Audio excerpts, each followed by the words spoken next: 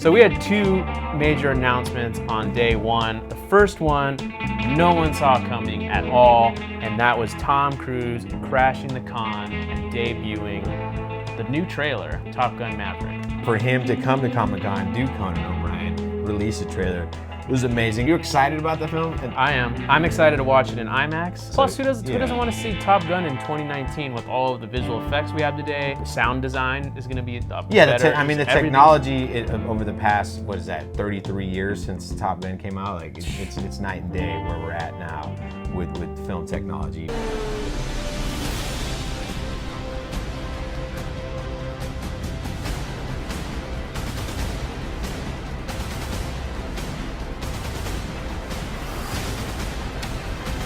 Arguably the most important announcement was Marvel's next phase. We have no idea where Marvel's going now. The Tony Stark, Iron Man part of MCU is done. The Eternals, this is a big one. They officially announced the cast there, and the cast showed up, which is real cool. We know Shang-Chi and the Legend of the Ten Rings is coming out. We're gonna see the Mandarin's coming back. The actual the real Mandarin, and they're talking which about is disappointing. When I heard that, I was kind of disappointed. And the reason why is because I don't get to see Iron Man and the Mandarin go at it. This is true. Yeah, we're not gonna see, and that's one of his villains as well. I've got to be honest. We got two more, Doctor Strange and the Multiverse of Madness. I think this is when we're gonna start seeing a lot of fan theories have to do with Cap staying in the past, along with Loki stealing the Tesseract from that other timeline. Those kind of events are going to screw up everything in the future. There's going to be multiple different timelines going on. I'm excited because Scott Derrickson's back, and I love him, and it's going to be a straight-up horror movie. They said that. That's Scott Derrickson's specialty, and I love Doctor Strange. So maybe we'll see some of the horror villains that are involved in the Marvel Universe in that one, too. Thor, Love and Thunder, Taika Waititi is back, and there are people who are disappointed about that. If you didn't like Thor Ragnarok, I don't know what to tell you guys. But that's not even the biggest, and that's not even the big thing. This movie doesn't even really appear that it's going to be a Thor movie in the traditional sense. No, because Natalie Portman's back as Jane Foster, aka Lady Thor, or just say just Thor. If you guys are familiar with the comics, Jane Foster is worthy and becomes Thor. And then, as you said, announced TV series. And that's the stuff that I'm excited for because unlike the Netflix stuff, this one is part of continuity. And the rumor is each one of these episodes for these series is going to be in the $10 to $15 million range. If you don't have a context of how much money that is, the last season of Game of Thrones, which we all know, regardless of how you liked it, those shows were off the chain in terms of the production value and the stuff that was going on there. So expect that on a weekly basis for these shows. So they're not going to skimp on the budget here. Right. You're going to get a good, solid season worth of content with good special effects, et cetera, et cetera. And that's not even the end of the shows, but we can go down the list. We have Falcon and Winter Soldier. Obviously, Falcon is the new Captain America. So that's. And I think that's a good way of easing us into him as with opposed the shield. to saying Captain America and the Winter Soldier.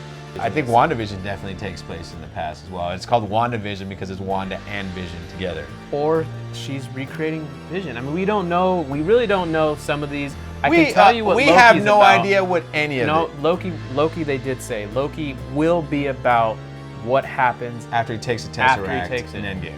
Hawkeye, from what they're saying, is it's going to be him and his daughter, Kate Bishop. That's right. I did remember and that. they're going to be introducing her because she's going to eventually take over the mantle as Hawkeye, as she does in the comic book. So that should be cool as well. And there's also one aspect of Comic-Con we didn't talk about: the actual floor itself.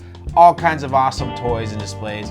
Mattel, Lego, NECA, Mezco, Hasbro, everybody had a booth going up. The two things that I kept for myself, the things I was most excited for, are these two bad boys right here. For all the Karate Kid fans out here, this was a NECA exclusive. John Kreese, the bad sensei from the Cobra Kai dojo. I needed this more than anything, and it's an awesome figure. It's got the cloth gi on it and everything. Nerd alert. Maybe cool. One of the hottest items at Comic-Con this year was the Slim Jim Macho Man figure. I was able to, somebody else got it for me because within an hour it was sold out every day. It's a box inside a box, but it's the Macho Man ready. To a Slim Jim. Oh yeah. I went through some crazy things this weekend, like the Lego minifigure line. We got up at 3:30 in the morning and then had to wait in another line. This year they normally open it up at like noon, and this year they were starting right when the hall doors open. So 9 a.m. they started letting people like play the game to try to win these minifigures. A lot of cool stuff at Comic-Con this year, a lot of cool exclusives. If you were there, I hope you got what you wanted, because it was more competitive than normal, even with the voucher system that they implemented this year. But I had a pretty good con. No sleep. Still crowded. Still crowded. I think it might have been more crowded on the floor this year because the installations outside, they weren't as prevalent as they have been in years past. Altogether, successful con. Spent a lot of time doing Conan O'Brien stuff as well.